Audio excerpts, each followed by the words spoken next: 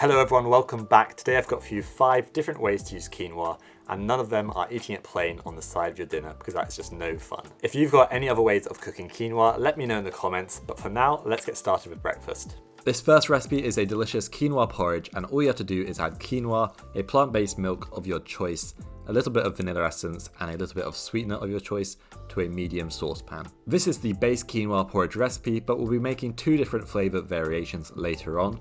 So first bring it to a simmer and we're going to pop a lid on and cook it for around 20 minutes.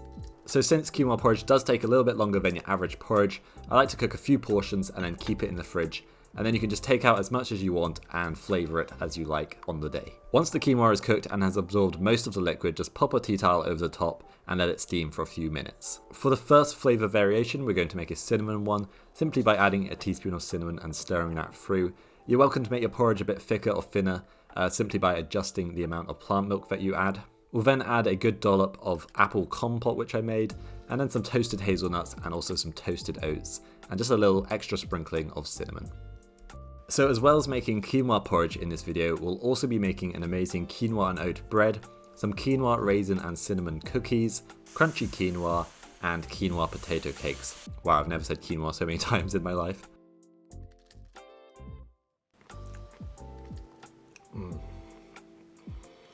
You've got the lovely warming cinnamon, the creamy quinoa, a nice crunch from the hazelnuts and the oats, and then the slightly tart apple to contrast the sweetness. Definitely give this a go, perfect for autumn or winter, and a bit lighter than your classic oat porridge.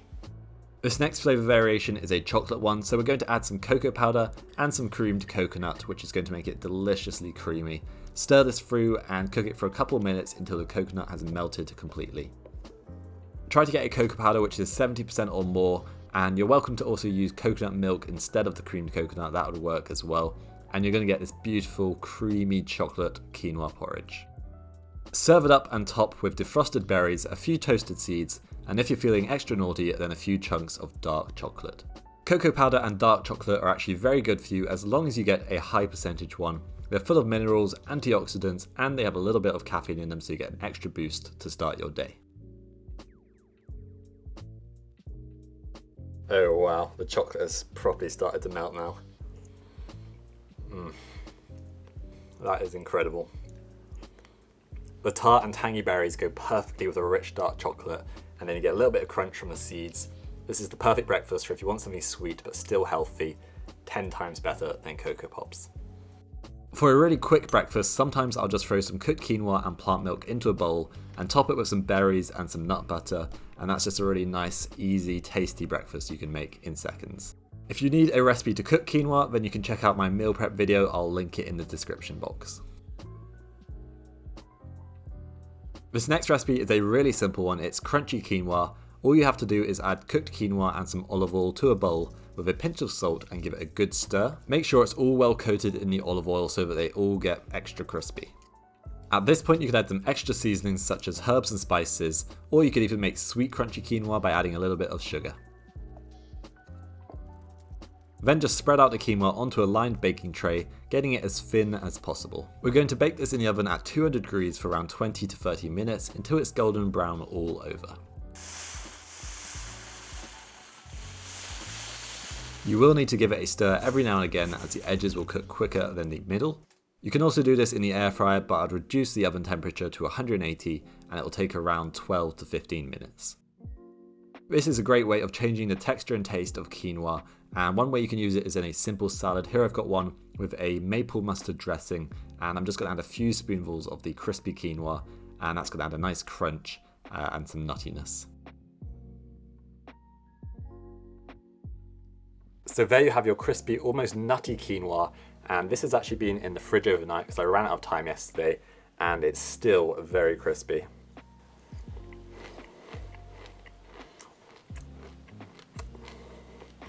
As you can hear. This is really lovely in salads or on top of a soup, like a pureed soup, to add a bit of crunch. It's also nice on roasted vegetables with like hummus, that sort of thing, or you can just eat it on its own as a nice little snack. We're now going to make an amazingly simple but delicious quinoa, oat and seed bread. This is a delicious change to the normal wheat bread, and it's going to start with some oats, then some cooked quinoa, half of some mixed seeds as the other half will be going on top, then some baking soda, a touch of maple syrup, and a pinch of salt. Then I've got a 500 gram no added sugar soya yogurt, and I'm just going to stir all the dry ingredients together first so that the bicarb of soda is well mixed through. Then we'll just pour it in that yogurt and give it a good mix. The bicarb will react with the acid in the yogurt to give the bread a nice light fluffy texture inside. This bread is traditionally made with just oats, but I thought why not add some quinoa, and it turned out pretty delicious, so definitely give this one a go. I'm just going to line the baking tin with some baking paper as this tin isn't particularly non-stick, and then we're going to add it in our bread mix. Even out the mix, and then we're going to add on the other half of the toasted seeds, and then we're going to bake it at 220 degrees for 40 minutes, and then we're going to remove it from the tin, pop it back in the oven, and cook it for another 15 minutes. Taking out the tin will ensure it gets nice and golden brown all over. I also quite like to preheat a tray in the oven so that when you put the bread in, it's got a nice bit of heat coming right from the bottom. So there you have your beautiful golden brown oat and quinoa bread, kind of like a mix between a bread and a cake, but it's really delicious, really Moorish. I love to have it for breakfast, simply with some Marmite or peanut butter, but it's also great to have as a little snack. This will keep in an airtight container for 3 to 4 days, or you can pop it in the fridge and it will last for a couple more days. You can also freeze it in slices and just take it out when you need it. Here I'm just having a little olive oil, a touch of salt, and then I'm having Marmite on the other one.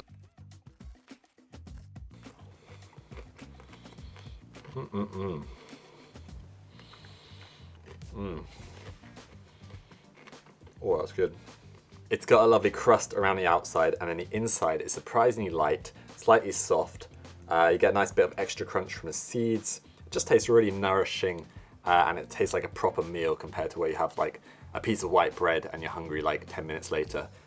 Give this a go, you won't regret it. We've got 2 more recipes to go, but before we make these cinnamon raisin and quinoa cookies, we're going to make something slightly healthier, and that is these quinoa kale potato cakes. And yes, I know that carrot is not a wooden spoon, but I just couldn't find one. So this recipe starts by cooking kale in boiling water for around 3 minutes. We'll then rinse it in cold water to stop the cooking and keep it nice and green. Then squeeze out most of the liquid until you have a nice ball of kale ready to be shredded to go into the potato cakes. I've got some really nice pre-cooked red potatoes here, and I'm going to keep the skins on as there's lots of nutrients and fibre in there, and I'm just going to crush them with a fork. You could also use leftover mashed potato if you've got some. Give it a good mashing until you've got rid of most of the lumps. We're then going to add in some quinoa, of course, followed by some chickpea flour, which I managed to throw all over myself before doing this, then some nutritional yeast, a little bit of curry powder, a good grating of fresh nutmeg, and then that kale that we cooked, I'm just going to quickly finely chop it. I'm also going to add 1 grated carrot for even more nutrients in these lovely potato cakes. And then finally some finely chopped herbs. You could also use parsley, coriander, it's totally up to you, or even some dried herbs would work. These potato cakes are really versatile. You can use different seasonings, you could use a different potato such as sweet potato, you could also use different greens such as spinach would work really well. I'm also going to add some lemon zest to add a bit of freshness to the potato cakes. Then we're just going to get in there and give it a good old mix. I've just skipped using a spoon because it was just a waste of time and gone straight in with the hands. And we're going to add some salt and pepper, which I nearly forgot to do. But that is your potato mix ready to go. We're now going to shape the potato cakes. I quite like to have a little bowl of water to stop it from sticking to my hands. Although this mix isn't too bad. You can shape them to any size that you like, but I'm just going to go for these little sort of medium sort of burger size, maybe a little bit smaller, just like that.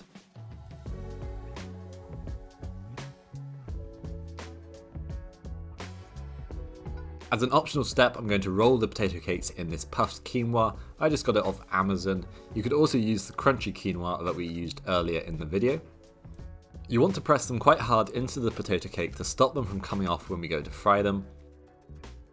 You could also use the method of dipping the potato cakes into flour, then a plant milk, and then into the puffed quinoa. These will go nice and crispy when we go to fry them. You could also use some breadcrumbs if you want to make them extra crispy. Heat a frying pan over a medium heat with a touch of olive oil and then add in your potato cakes. We'll fry them for about 3 to 4 minutes on each side until they're golden brown and crispy. You could also cook these in the air fryer or the oven at around 180 degrees for the air fryer and 200 degrees for the oven, and it'll probably take around 10 to 15 minutes. I like to then remove them onto a bit of kitchen roll just to soak up any excess oil. I've just got a little bit of chili jam to dip this potato and quinoa cake in.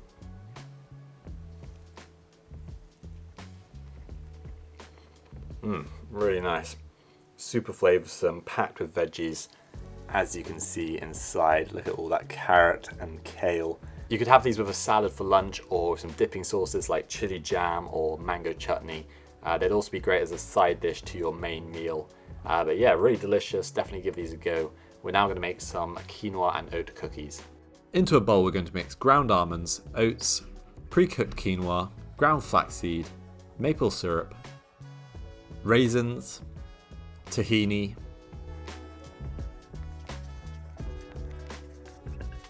and a good amount of smooth almond butter. You want to get a nice smooth and runny one as it's going to act as the oil in these cookies. We'll then add some cinnamon, a little bit of vanilla essence, some baking powder, and to continue the theme I'm going to add some chopped almonds. Make sure to get them nice and small as you don't want too many big bits, as it's going to make the cookies fall apart. Add these into the bowl with a little pinch of salt, and then we're just going to simply mix it all together. These cookies are really easy to make. They're kind of like granola cookies, and you literally just add everything into a bowl and give it a good mix. I'm also going to refrigerate it for about 10 to 15 minutes before we roll them out. These cookies are very versatile. You could do different flavorings such as stem ginger and some ginger powder, or you could do some chocolate with cranberries. That would be really nice. Lots of delicious options. Of course, give it a taste to see if it needs any more cinnamon or anything like that. Once they've firmed up in the fridge, we're going to shape them. Don't worry, they don't spread out too much, so you can pack them quite closely on the baking tray. Make sure to give them a good pat together to ensure they stay in one piece as they bake. Also, don't worry if yours are a slightly different texture to mine, as it really depends on how liquid your tahini and almond butter are. You can make these entirely with almond butter and no tahini if you like. You could also use peanut butter, cashew butter, it's up to you. Shape all the remaining cookies and they are ready to bake at 200 degrees for around 15 to 20 minutes, or until they're a nice light golden brown colour.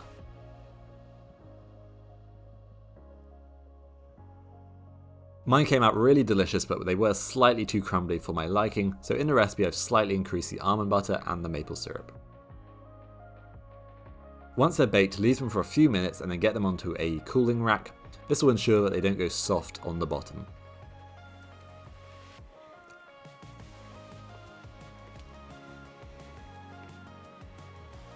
Super tasty.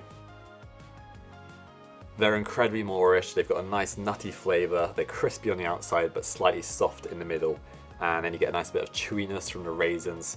Perfect for a snack or when you want a little sweet treat. If you enjoyed this video, then check out this one for some more plant-based goodness.